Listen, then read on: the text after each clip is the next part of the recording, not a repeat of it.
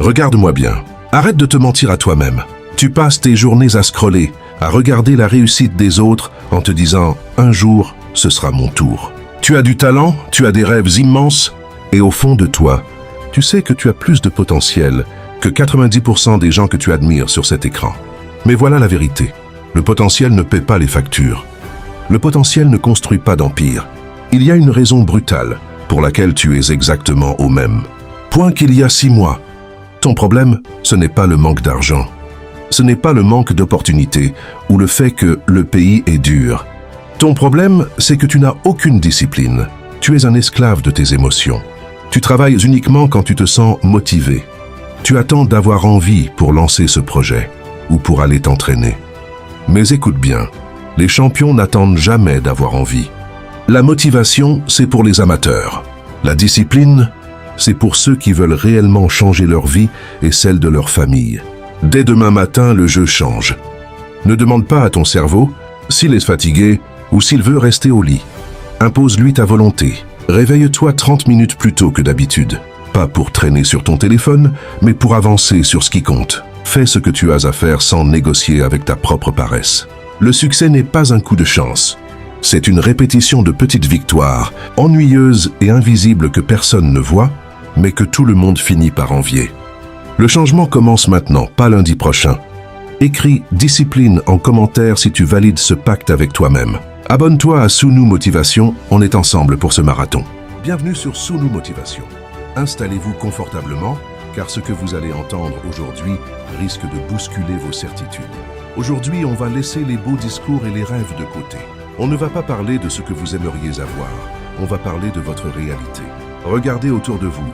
Pourquoi, dans notre environnement, certains réussissent à bâtir des projets incroyables en partant de zéro, sans aide, alors que d'autres, malgré des diplômes prestigieux, malgré des opportunités en or, restent bloqués au même niveau pendant des années. Est-ce la chance? Le destin? Non, c'est une question de système. La stagnation n'est pas une fatalité, c'est une conséquence. Si vous avez l'impression de courir sur un tapis roulant, vous faites des efforts. Vous êtes fatigué à la fin de la journée, mais vous n'avancez pas d'1 centimètre. Alors cette vidéo est pour vous. Dans ce guide complet, je vais vous décortiquer les 3 piliers fondamentaux qui vont vous faire passer de la stagnation à une progression explosive. Je vous demande une chose, restez bien jusqu'à la fin de la vidéo. Pourquoi? Parce que le 3e pilier est celui qui manque à 95% des gens. C'est le pilier qui transforme un simple rêveur en une machine de guerre. Entrons maintenant dans le vif du sujet avec le premier grand mal de notre siècle, un virus silencieux qui tue plus de projets que le manque d'argent ou de talent. La fausse productivité, vous savez exactement de quoi je parle. C'est cet état où vous avez l'impression d'être débordé, où vous finissez votre journée épuisé, mais où, si vous êtes honnête avec vous-même, votre projet n'a pas avancé d'1 millimètre. C'est le piège de l'agitation sans progression. Vous passez 4 heures à scroller sur des vidéos de motivation, en vous disant que vous vous formez. Vous lisez la 3e biographie de Steve Jobs ou d'Elon Musk cette année.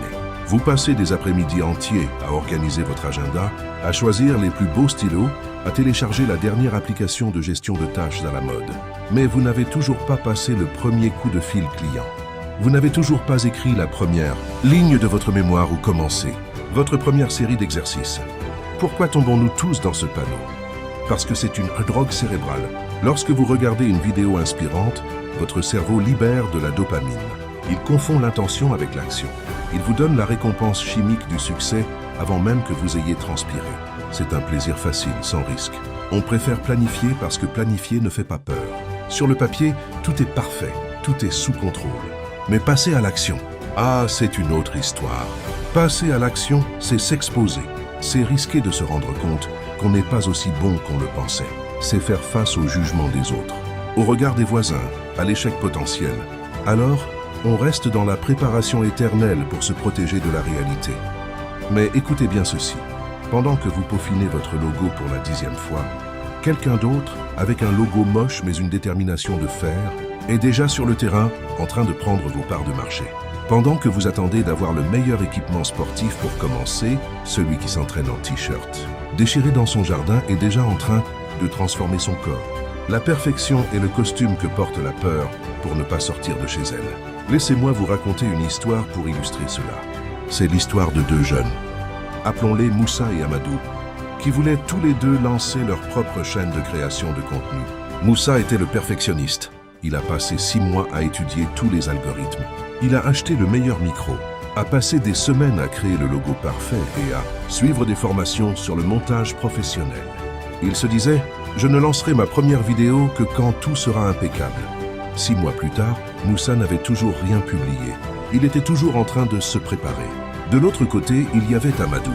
Amadou n'avait qu'un vieux téléphone et une connexion Internet instable. Mais le premier jour, il a pris son téléphone, il s'est filmé dans sa chambre et il a posté sa vidéo. C'était mal éclairé, le son n'était pas génial et il bégayait un peu, mais il a continué. Chaque semaine, il publiait, il faisait des erreurs. Il apprenait de ses commentaires. Devinez ce qui s'est passé au bout de 6 mois. Moussa était toujours dans sa chambre avec son matériel coûteux, paralysé par la peur de ne pas être assez bon. Amadou, lui, avait déjà publié 24 vidéos. Il avait une communauté de 5000 personnes. Et surtout, il était devenu 10 fois meilleur que Moussa parce qu'il avait pratiqué. Moussa était dans la fausse productivité. Amadou était dans l'action réelle. Pourquoi tombons-nous dans le piège de Moussa? Parce que c'est une drogue cérébrale. Lorsque vous regardez une vidéo inspirante ou que vous planifiez, votre cerveau libère de la dopamine. Il confond l'intention avec l'action. Il vous donne la récompense chimique du succès avant même que vous ayez transpiré. C'est un plaisir facile, sans risque. On préfère planifier parce que planifier ne fait pas peur. Sur le papier, tout est parfait. Mais passer à l'action, c'est une autre histoire. Passer à l'action, c'est s'exposer. C'est risquer de se rendre compte qu'on n'est pas aussi bon qu'on le pensait. C'est faire face au jugement des autres.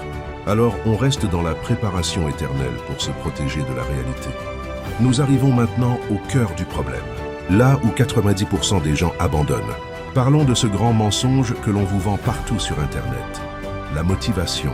On vous fait croire que pour réussir, il faut se réveiller chaque matin avec un grand sourire, une énergie débordante et une envie irrésistible de conquérir le monde. C'est faux. C'est un mythe dangereux. La motivation, c'est une étincelle. C'est ce qui vous permet d'allumer le feu le premier jour, quand vous avez une nouvelle idée ou que vous venez de regarder une vidéo inspirante sur Sunu Motivation. Mais une étincelle ne suffit pas pour cuisiner un repas ou pour chauffer une maison toute une nuit. Pour cela, il faut du charbon, il faut du bois, il faut un système qui brûle de manière constante. Ce système, c'est la discipline. Quelle est la différence fondamentale entre un amateur et un professionnel? L'amateur attend d'avoir envie pour travailler. Il attend que les conditions soient parfaites. Le professionnel, lui, se lève et fait le travail, peu importe son état émotionnel. Imaginez un athlète de haut niveau ou un gymnaste qui prépare une compétition nationale. Pensez-vous qu'il a envie d'aller s'étirer ou de répéter ses mouvements pendant 4 heures, sous une chaleur écrasante, ou quand il a mal aux muscles? Bien sûr que non, mais il le fait parce qu'il a un contrat avec lui-même.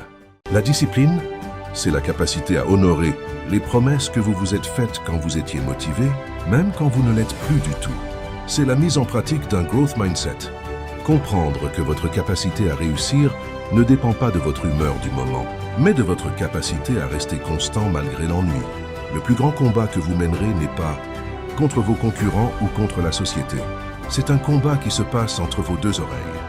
Chaque matin, au moment où votre réveil sonne, à ce moment précis, une petite voix dans votre tête commence à négocier. Elle vous dit « On a mal dormi. Il pleut dehors. On commencera demain. C'est pas grave. » Si vous écoutez cette voix une seule fois, vous lui donnez le pouvoir. La discipline, c'est le refus catégorique de négocier avec sa propre paresse. C'est agir comme un robot. Le réveil sonne. Les pieds touchent le sol. L'action commence. Sans émotion. Sans débat. C'est là que se construit la véritable force de caractère. Conseil pratique. Muscler sa discipline. Comment transformer cela en réalité? Voici 2 clés concrètes. 1. La règle des 2 minutes. Si une tâche vous semble insurmontable, engagez-vous à la faire pendant seulement 2 minutes. Vous ne voulez pas faire de sport? Dites-vous que vous allez juste mettre vos chaussures et faire 2 minutes d'échauffement. Souvent, le plus dur est de briser l'inertie. Une fois lancé, le mouvement appelle le mouvement. 2. L'identité avant le résultat. Ne vous dites plus « j'essaie de perdre du poids ». Dites-vous « je suis une personne qui prend soin de sa santé ». Ne dites plus « j'essaie d'être discipliné ». Dites-vous « je suis quelqu'un qui respecte sa parole ». Rappelez-vous, la motivation vous fait démarrer. Mais seule la discipline vous fera franchir la ligne d'arrivée. C'est le secret des Atomic Habits. De petites actions répétées chaque jour, sans exception, finissent par créer des résultats que personne n'aurait pu prédire. Nous arrivons maintenant au troisième pilier, celui qui est souvent le plus difficile à accepter. Votre environnement. On a l'habitude de dire que nous sommes la moyenne des 5 personnes que nous fréquentons le plus. Mais laissez-moi vous dire la vérité brutale. Si vous traînez avec 5 personnes qui passent leurs journées à se plaindre que le pays est dur, que rien ne marche et que le succès est réservé aux autres, vous serez inévitablement la 6e personne à abandonner. L'environnement n'est pas seulement physique, il est social et psychologique. Il agit comme un plafond de verre. Si votre entourage n'a pas de vision, il finira par éteindre la vôtre. C'est un principe fondamental du growth mindset. Pour grandir, il faut être dans un sol qui permet la croissance. Avez-vous déjà entendu parler de la théorie du panier de crabes? C'est une image très puissante pour illustrer ce qui se passe souvent dans nos quartiers ou nos cercles d'amis. Si vous mettez un seul crabe dans un seau, il va grimper et finir par s'échapper. Mais si vous mettez plusieurs crabes ensemble dans le même seau, dès que l'un d'entre eux essaie de monter vers le haut pour sortir, les autres l'attrapent par les pattes et le tirent vers le bas. Ils ne veulent pas forcément lui faire du mal, mais ils refusent qu'il s'en sorte, alors qu'eux restent au fond. Dans votre vie, c'est la même chose. Dès que vous allez vouloir changer vos habitudes, arrêter de sortir tous les soirs ou lancer votre projet, certains amis vont se moquer de vous. Ils vont vous appeler le futur milliardaire avec ironie. Ils vont vous dire que vous changez ou que vous vous croyez supérieur. Ce ne sont pas des ennemis déclarés, mais ce sont des ancres qui vous empêchent de naviguer vers le succès. En 2026, l'environnement n'est plus seulement celui de votre rue, c'est celui que vous tenez dans votre main. Votre téléphone, quel est l'environnement numérique que vous avez créé? Si vos réseaux sociaux ne sont remplis que de buzz, de clash et de distractions inutiles, vous polluez votre cerveau. Vous ne pouvez pas demander à votre esprit d'être productif si vous le nourrissez de déchets numériques pendant 6 heures par jour. Votre discipline commence par le bouton « Se désabonner ». Filtrez ce que vous regardez. Suivez des pages qui vous tirent vers le haut, qui vous apprennent des compétences, qui vous rappellent vos objectifs de vie. Alors, comment reprendre le contrôle? Je vous demande de faire un audit honnête. Prenez une feuille et listez les 5 personnes avec qui vous passez le plus de temps. Posez-vous ces 3 questions. 1. Est-ce qu'elles m'inspirent? 2. Est-ce qu'elles soutiennent mes rêves ou est-ce qu'elles les ridiculisent? 3. Où seront-elles dans 5 ans si elles continuent ainsi? Si la réponse vous fait peur, il est temps de prendre vos distances. Ne détestez personne, mais protégez votre destin. Apprenez à dire non aux invitations qui vous éloignent de votre travail. Cherchez la solitude si nécessaire, car il vaut mieux avancer seul vers le sommet que de rester en groupe au fond du seau. C'est ainsi que l'on construit une vie basée sur la discipline et les Atomic Habits, en créant un système qui rend la réussite inévitable. Nous avons analysé les théories, nous avons compris les blocages psychologiques et nous avons identifié les freins de votre environnement. Mais comme je vous l'ai dit au début, la connaissance sans application n'est que de la pollution mentale. Il est temps de transformer ces paroles en actes.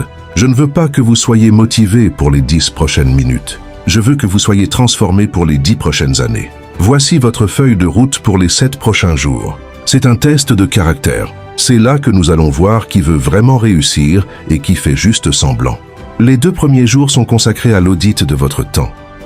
La plupart d'entre vous disent « Je n'ai pas le temps de lancer mon projet » ou « Je n'ai pas le temps de m'entraîner ». C'est un mensonge.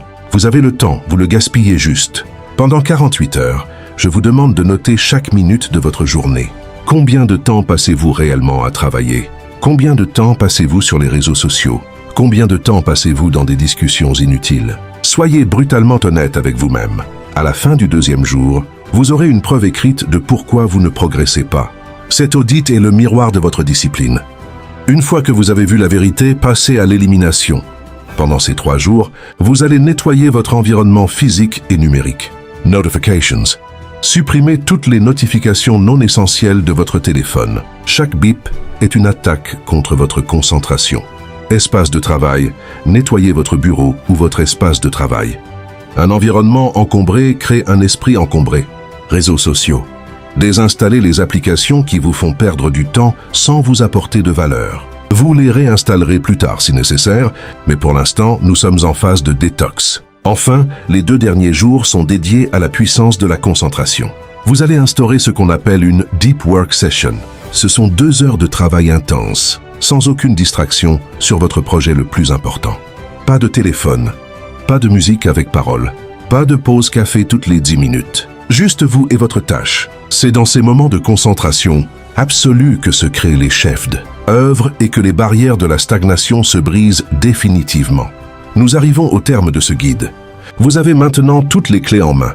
Vous connaissez les pièges de la fausse productivité, la supériorité de la discipline sur la motivation, l'importance vitale de votre entourage, et vous avez un plan de bataille pour votre première semaine.